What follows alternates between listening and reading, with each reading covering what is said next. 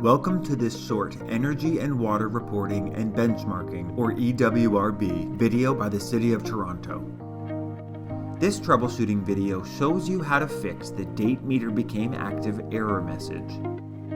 The error message appears if there is any gap between the date meter became active and the start date of your uploaded data.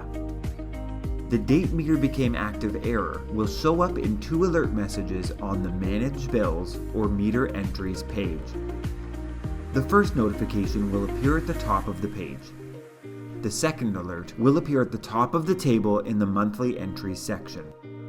To eliminate the first alert, click on the arrow next to the Basic Meter Information title.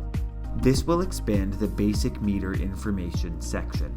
When this section is open, set the date meter became active to the same day as the start date for your energy or water data for that meter.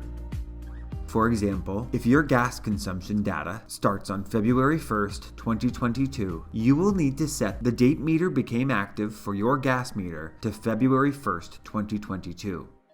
You will need to repeat this process for each utility meter that is showing the date meter became active error.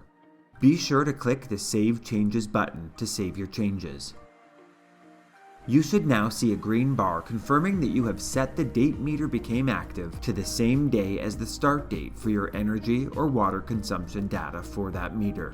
To eliminate the second alert embedded in the Monthly Entries table, scroll to the bottom of the page and click the Save Bills button. The yellow alert bars should disappear, and you should now see a second green bar confirming that you have resolved the date meter became active error. Thank you for watching the City of Toronto's short EWRB video on how to fix the date meter became active error.